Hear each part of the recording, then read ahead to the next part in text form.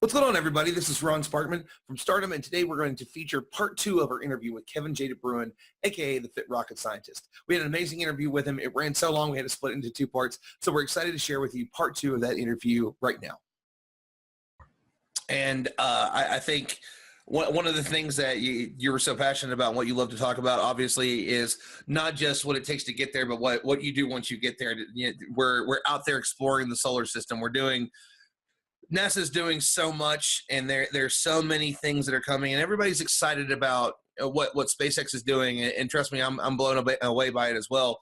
And I think sometimes there's so much going on at NASA that it's almost hard to keep up with it because InSight's coming. There's Europa missions that are coming.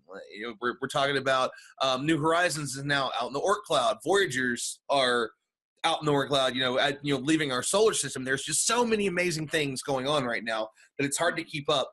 And a passion for both you and I is Europa. It's a huge deal. There's so much coming up. So for those out there that don't know, and it's really one of the things that I love to see anytime I'm at the Space Foundation and I'm doing a tour of the solar system, and we get to these icy moons. People's eyes go so wide when they hear the facts about what is going on these moons and the possibilities that they didn't even know was possible. Most people don't even think that the possibility for life is even within our solar system. And there are some really, really great candidates, Europa being one of them. Can you give us a little bit of the reason why it's so interesting and why we may find life there? Yeah, so the scientific community believes that Europa has the most significant astrobiological potential, which is looking for life outside of Earth, specifically in our solar system. Because as life as we know it here on Earth, you need 4 things. I used to say 3. I'm adding in a 4th one here from some of the scientific community. So one is you need water. From what we know of life here on Earth, when you find water, you find life. Well, Europa is about the size of our moon, but essentially it's a ball of water that's frozen on the outside. So from the Galileo spacecraft and from Hubble Space Telescope observations, we know that Europa it's frozen on the outside with a liquid water ocean underneath. Check the water box. So you need chemistry. You need the building blocks of life. You need the elements of the periodic table that form life as it is. We're carbon-based life forms. So you need carbon, hydrogen, nitrogen, oxygen, phosphorus, and sulfur, abbreviated SCHNAPS. It's a little adult joke. If you're over the age of 21, feel free to laugh. That's how I remember all of those. More snaps. Sorry, that's a South Park reference from 15, 20 years ago. So we got the water, and then the chemistry, and then we need energy. So life here on Earth, we have photosynthesis from the sun. We're only 93 million miles away. Jupiter is about 5 times further away from us, from the sun than we are. So the light of the sun isn't enough out there.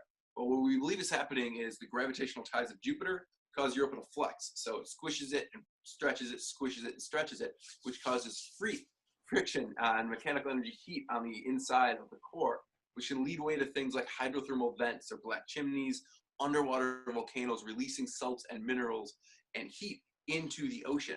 And what we've experienced here on Earth is that 8.1 kilometers down in the Marianas Trench, we find life.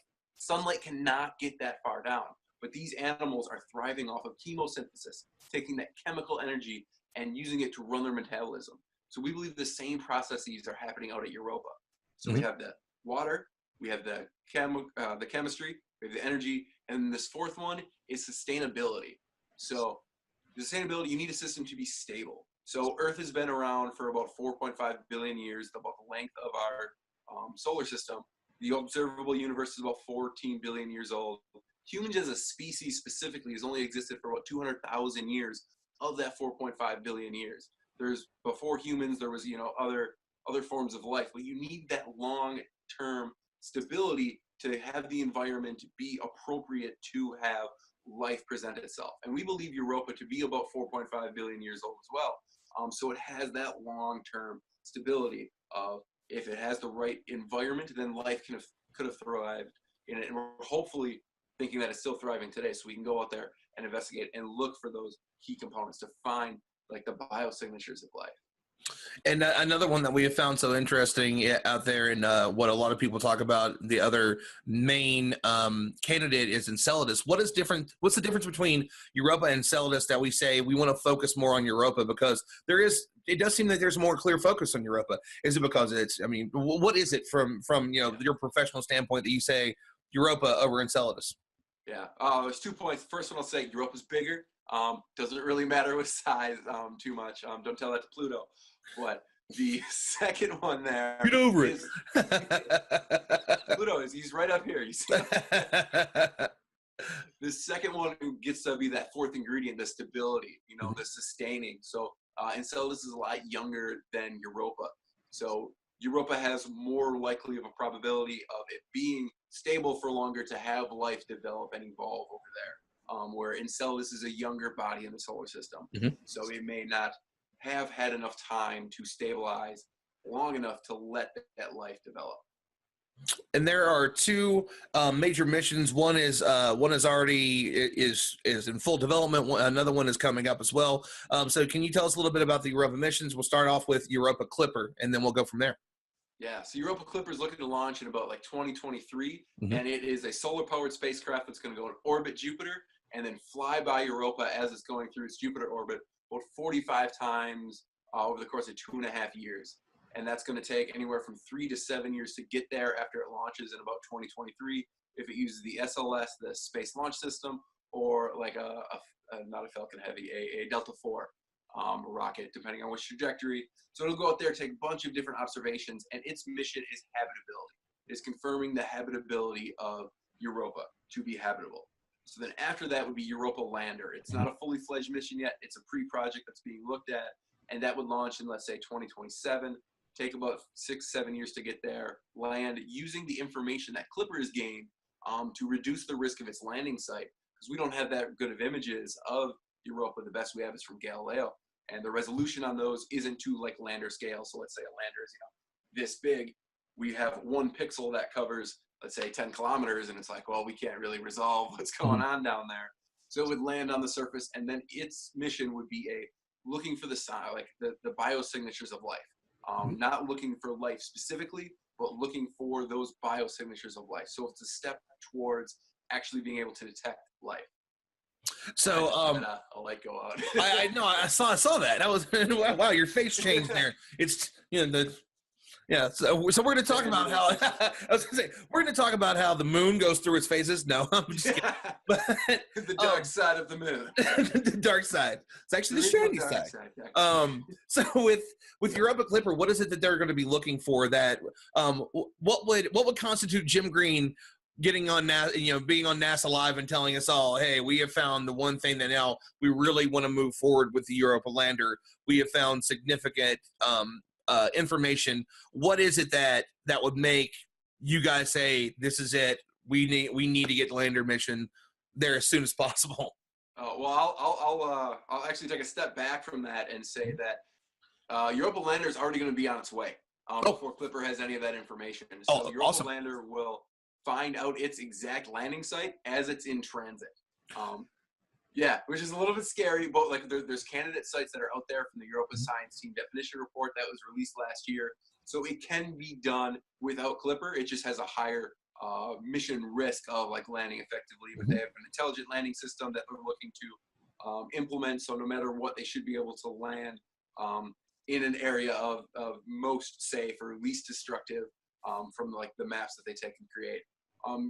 So I guess the situation you present will not occur because it's already going to be on the way. Moot point. Some of the great things that could happen would be like the detection of molecular hydrogen is something that Cassini did at Enceladus. Cassini was a spacecraft orbiting Saturn, and then Enceladus is detecting molecular hydrogen. Hydrogen's one of those schnapps, gives inference that those hydrothermal vents are occurring on the ocean seafloor there. So Enceladus is like Europa. It's just smaller, has a small rocky core, liquid ocean, and then an ice shell with geysers coming out of it.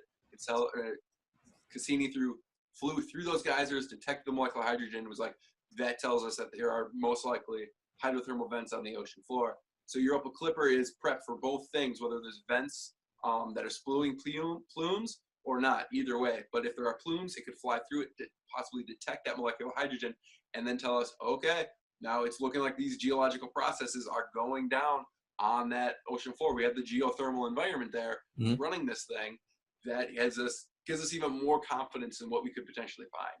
But with the Europa lander, I want to be clear that it's not going into the ocean. Everyone like is like, oh yeah, you're gonna go in the ocean with the submarine submersible, kind of crawl around. That would be like Europa lander, like maybe 2, 3, 4.0. We first, like, NASA needs to figure out what is the material of the ice. The scientific community needs to know what is the ice exactly made of, like the composition, how much sulfur is in it that's spewing over from Io. Is it best to like drill? The engineers need to look at those material properties, or melt. How do you want to actually get down there? And then one of the big issues then is communication too. Do you run a cable to an antenna that's on the top? How are you going to send the signals between the under ice rover or submarine and something that's on the surface? And if you bore or melt your way down, it's going to like refreeze. Like Europa's surface also moves 30 meters a day based upon that squishing and stretching. So it's like, how do you like make sure like it doesn't get caught up or whatever? But so that's getting a little bit into the future. Like we love. No, that was going to be my next question, actually. Yeah, because it's something that so many people. There's two misconceptions when it comes to Europa. One is what you just mentioned with, is the lander going to go? Is it going to drill? And that's what a lot of people have assumed for a long time. And then there's people that I've actually had this question a few times. Why don't we just send people there? And they don't understand the dynamics of what it would be to even attempt to survive on Europa, and to be within, to be even anywhere near that close to Jupiter would be so dangerous. And most people, it's just, you're just going to another planet, and they don't get the dynamics of planetary science. Well, sometimes, which is what we're there for, That and just being able to land that sufficient amount of mass on the surface. That's one of the things that inhibits us from going to Mars as humans right now, is we don't have the technology to land that much mass on the surface. Our current technology has gone to its highest limit of landing Curiosity and soon to be Mars 2020 with the sky crane and parachute system that we have. So if you want to put humans there, you got to send a habitat, you got to send, food, water, the rest of it. We just don't have the technology to put that on the surface effectively yet. That's another reason Europa doesn't even have an atmosphere, so you can't use parachutes. You have to use a huge rocket pointing your direction of travel to slow down before you then approach like you do Apollo did on the moon with like retro rockets and slowing down. And I think if we're going to talk about Europa and in a little bit that we touched on Enceladus, I think we've got to touch on possibly the other. I would say beyond the ability to maybe find either life like our own or a second Genesis, I think the most fascinating place would probably be Titan. And that's another thing that's coming up as well. We're looking where there's been mulling and rumors. I don't know how official it is yet that we're going to send a submarine of some sort, a submersive machine of some sort to Titan to maybe take a look at it. Is that a real thing? It's kind of, sometimes you hear rumors on it and it's just, oh, this is going to happen, and it's just, we would like to do that, but there is nothing set in stone, and it's something that people ask me about a lot too. So what are your thoughts on it, and what's coming in the future there? Yeah, so I mean, there definitely are like mission concepts to do that. It's amazing. People would love to have that experience. But officially, there is nothing. What was it? Was it a month ago or so that the New Frontiers mission, so NASA has competitions, you submit proposals, and one of the New Frontiers missions going forward was a Titan quadcopter. So there's actually a couple different quadcopters. I think it's like maybe 2 or 3. I'm not exactly sure, but it is one of the missions going forward to the next step. It's not officially selected, but NASA has announced that they're looking into that one. They want a Titan quadcopter to go up there. Drones in space. Yeah, sounds like a 1950s. Exactly. So it would like hop around. It would like fly, land, fly, land, fly, land. I believe is the mission concept, and that would be the first step going into Titan after the Huygens probe that was back in the early 2000s. And I think that's we've kind of covered some of the most major ones, and of course, there has been. Every single time there's a new administration a new administration comes in, we see a bit of a shift. Now it's, it was very focused on Mars, and of course the moon was always a little bit, being thrown around, but now it seems it's very much the focus. How do you feel with the kind of this decision that now we're going to go back to the moon, and Mars is still in the plans, but it seems like again it's being pushed back. So how do you feel about the possibility of landing on the moon again? Yeah, I think it's a right direction in terms of technology maturation. It's easier to prove stuff out. It's called like the lunar proving ground is one of the terms that have been used in the past. To don't test it the first time at Mars, like when you're so far away. Like Deep. the moon, it's actually, you can see it in the night sky with your naked eye all the time. It's only 2 seconds away by the speed of light if you're going at the 300,000 kilometers a second. But I'm excited for that. It's been like 50 years since we've been back to the moon. We need to like do that. Like we haven't we haven't walked in a while. So we're crawling right now. We need to walk before we can run, and I consider Mars a run. Let's get walking on the moon again. Figure out how to sustainably live off the surface of Earth for an extended period of time with the technology that is needed before we try and test that in a further out environment. It's going to be cheaper and quicker, more efficient to do it in the moon, is my belief system, than to do that at Mars. Because there's so much new technology that we need to test and to figure out if it's actually going to work, and what are going to be the nuances that come with it, or the maturations and evolutions of the design that need to occur before you're actually going to put a significant amount of risk with humans going to Mars to make sure that happens. It's yes, people are like, yeah, send me there, I'll take the risk, we'll figure it out. But that's all the taxpayer money, and also even private organizations that NASA is going to be partnering with to try and get this all figured out. I believe that going to the moon is the right choice, because the end goal is, or one of the end goals is Mars, but you never shoot for that end goal right away. You want to break it up into smaller little steps to build yourself up to that end step. I knew that NASA was the end goal for me, but it wasn't like, all right, I'm in high school, I'm going to apply to a job at JPL right now. That just doesn't work. It's not going to happen. You gotta go to college, you got to get the degrees, you got to prove yourself along the way to get there. And it's not that it's just like we're delaying Mars because we don't want to do it or we can't figure it out yet. It's you can't figure it out yet because we need the technology to mature and figure out what is the exact process and way, or a better understanding, not an exactness, a better understanding of what it's going to be like to live off the surface of Earth and not in low Earth orbit where we can set up resupplies. We need to do something where you're not doing resupplies as often as something in the ISS, which is going around at about 400 kilometers. And I think it's something that so many people are, why aren't we on Mars yet? Well, another thing is we don't have the budget that NASA doesn't have the budget that it used to have.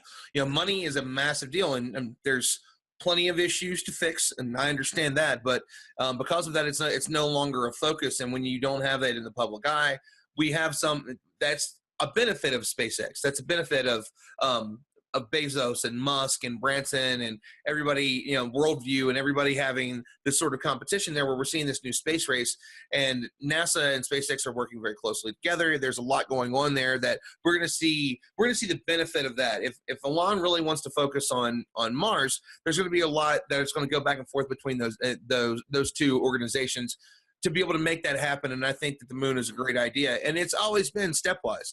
There's always been, whenever you see the journey, there's a Journey to Mars poster, and it's like that, because there's so many different things along the way to get there. It was always going to be in the 2030s and into the 2040s for that. And it has been for a long time. And everybody assumes that it's going to be in the early 20s, and it's not been that, even when that was the focus. It's a year in space, so that means that we're going to be ready in a few years. No, that's not it at all. So we're still learning stuff from Kelly. He's still learning about himself. He's doing these interviews and he talks about it, and you read his book, or I recommend the Audible, because he does narrate it himself, and you can hear, he's a very stoic, very professional person. And when you hear him discuss some of these things, you can hear that in his voice, and you can read it. It's certainly there, but there's something more when he talks about what it was like to get up to go to the bathroom and, to look down at his feet and see what was happening to him after a year in space. His body was a wreck. So what's it going to be like? That's microgravity, and sure, we'll have some gravity there, but these things are very, very important, and we want to nail these. And I think that's one of the things that's so important that we keep in mind. I want to see it in my lifetime. I want to go. I'm totally behind the line. I hope that I want him to figure it out. I believe that he is going to figure out these answers. But there's a lot more to go. And I know that it's a big dream of mine, but is it something for you? Do you think will we ever see astronaut DeBruin? Do you want to go to space? Do you want to go to Mars? Do you ever want to do anything like that? Or are you happy with just, sending these things out to explore the universe? I'm happy with sending these things out to explore the universe. Yeah. Robotic exploration, it's cheaper, it's more efficient, it's less risky. Like send the robots in, to Chernobyl. That's what we're doing, because that's putting humans in the equation it's something that makes it like so much more complicated. And We are fragile. we're fragile. Like we can do so much great analysis, like via robotic exploration, what we've been doing so far. To human rate things is kind of crazy. That's just my personal belief, is I think we should send robots first all the time. But astronaut DeBruin, I can tell you that with NASA, that's not a possibility, as I am too tall for their current. That's right. What is it, 6'2" or 6'3", and you are 6'3", and I'm 6'4". Yeah. Because they, since we're using the Soyuz capsules, there is a height limit now, because you're just like, the whole time with the shuttle. I would have been fine. There's 6'4" astronauts in the shuttle. I think Mike Mike Massimino is. Massimino, yeah. Yeah. I've got a picture with him, and he is significantly taller than me. I think Ron Guerin's pretty tall too. Yeah. Doug Wheelock is 6'2", and I talked to him in Houston, and I was like, so being a tall guy, like, how was it? He's like, they had to like pack me in and then like drop kick me in the chest to like push me back in the capsule, and there I sat. I'm like, oh gosh. But so kick me into the capsule.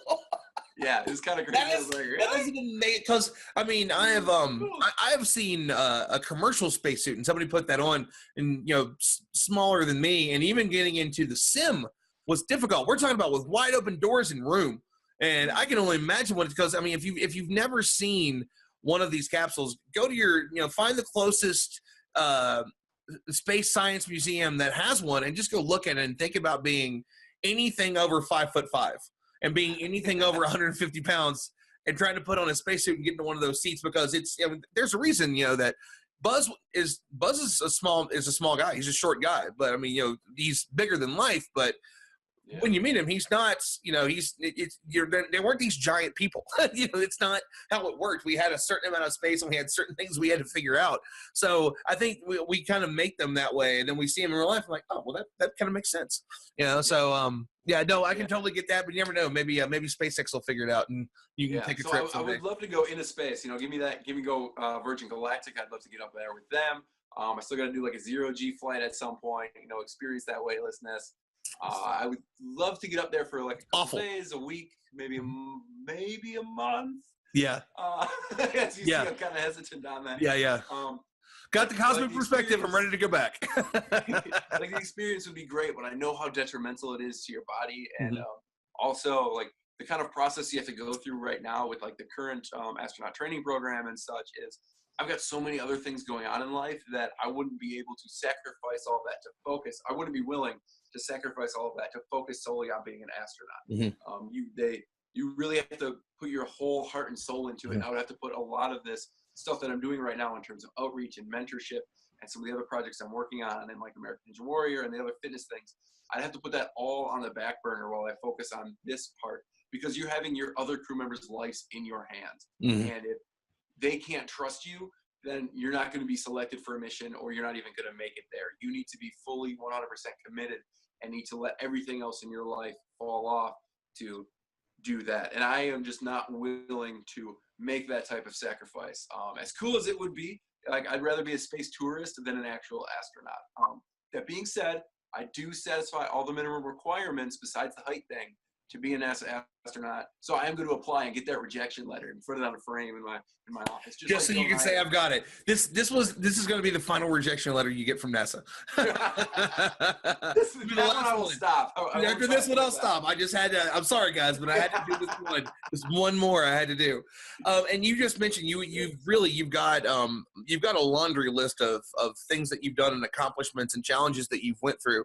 And I think a lot of people, something I mentioned earlier, you do make it look easy. It's just you've got a lot going for you, but you've worked for all of that. And I know that you're planning on putting that into a book. I know you've been working on names, and you've been doing some things there. And we touched on it a little bit during the Space Science and Sci-Fi Summit, but are there any updates? Because that's been a while. That was last fall during World Space Week. What's coming up with the book, and what are you looking at now with the focus, the topic, and possibly a release date? Yeah, so big change on that one. So I thought it was done. I had it NASA or bust. We had like 17 chapters, 55,000 words, 170 pages. And I was like, okay, cool. Started reaching out to agents and started thinking of, self-publishing or going through that aspect. And then I've been talking to a couple of my mentors, my advisors, and it's a little bit of a shift. That book is still there. It's not over yet. you know, so it was like NASA or bust. And like I said before, you achieve that dream, and then you need that another thing to keep on working towards. So we've changed the name from NASA or bust to NASA and beyond. So it's going to talk about some of the projects that I'm working on within NASA. It's going to talk about the outreach events that I'm going and teaching and educating and inspiring, to really put together the whole package of, it wasn't just over. It, like, my life didn't stop and end at 26 when I got this job. I am so young. There's so much more out there for me to do and accomplish. Just the stuff that's happened in the last 2 years that I've started to write more chapters on and include into this book, I think is really the story that needs to be told, is the full thing. I was waiting for there to be like an end, and I realized that there is never going to be an end. And not until it's quite literally over. Yeah. And I know, and I understand that challenge. It's something that I'm working on myself, is that, where does the story end? As soon as I feel that, you know, okay, this is the part, this is the section of my life that feels there, and then I get to it and say, but man, maybe it should be my degree, or, you know, it's just, I thought for a while it was going to be, all right, so I went through all this stuff and it's going to be Everest Base Camp Trek. That's going to be it. That's where it's going to stop. And then after that, you know, I've met Neil deGrasse Tyson a handful of times. I've got to interview him. I've got to do now I'm in an astronautics program, and there's all these other things going on. When do you say that's the place to stop? This is the story that I know will inspire the most people. And I know that's going to be difficult for you, because you're always working on new things and always have that next thing coming up of saying, that's the period. That's the end. How are you? What is this going to be? One of multiple, maybe? And you're just going to say this is chapter 1, or this is book 1 of a series, and we're going to have to wait for each successive one, like George R.R. Martin, just with much less death and sex. I do have a theoretical point of where the book will end, or at least, you know, where the first one will, I'll say, you know, like, to be continued in series 2 or whatever it will be. That information I'm going to keep in here. Not a release that. So I don't have a release date for it. Don't have an anticipated one. I set an end date for the last book, and you know, hit that by far way earlier than I thought I was going to be done with it. So I haven't put a lot of my focus into writing it as of late. I've got a lot of the other projects. It's like been on the back burner. I've been doing too many things, and I'm like, if I'm going to be writing, I need to, like, just be writing. That needs to be the focus. Yeah. So it's going to be a while, but I want to tell the story the right way. I was really excited to, like, rush this story and get it out there and, like, inspire as many people as soon as possible. But I don't want to rush that product and have it come out not where it should be. So I'm going to let the time develop and evolve until it's right. It just isn't right yet, and when I feel it's right, that's when it'll come out. So it's a very vague answer. A couple of years, maybe, of sorts, but I would also like my reach to be larger and wider. That's one of the things, is I could release what I have right now, but I want it to be able to get to a larger audience. So that's something I'm trying to work on. How can I create a larger reach and expand into a lot of maybe the people who wouldn't normally read a book about, like, NASA or rocket science. Like, that's kind of like where the fitness stuff comes in, is I'm able to I guess, expose people in the fitness realm, where now that they know me, like, an American Ninja Warrior, they're like, dude, space is awesome. Like, your Instagram is the bee's knees, man. It's so cool.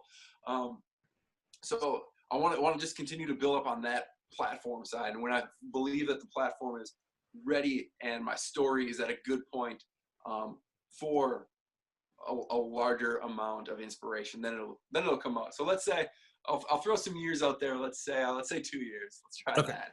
Fair enough. And I think that's a good time. And you actually, you kind of focus in a little bit on one of the last points I want to talk about, is that you are a rising social media influencer, and it's something that you have really worked hard on. You've done video production to teach people about rocket science. You've done a lot of these things. Can you tell us a little bit about that? And if you can, and it's something that you're allowed to share with, can you share a little bit about any recent developments in what you want, what your focus is, what you want to do next? All right, I've got an audience. I've got a lot of people. What's next for you as a social media influencer? Yeah, I guess so. It's continuing to do what I'm doing right now by like, I went to Hawaii over Christmas. I made these science videos for filming. It's to get that to a broader audience, not just my social media reach itself, but utilizing other platforms and media outlets to have my own show or my own series or something to continue to educate, inform, and inspire at a larger reach than what I'm able just to generate personally. Specifics on those projects is just, we're talking about science, we're talking about space, we're talking about physics, maybe throw some fitness stuff in there, like maybe how did the physics of like ninja obstacles work? Maybe that's something I could talk about at some point. Yeah. You know, Yeah.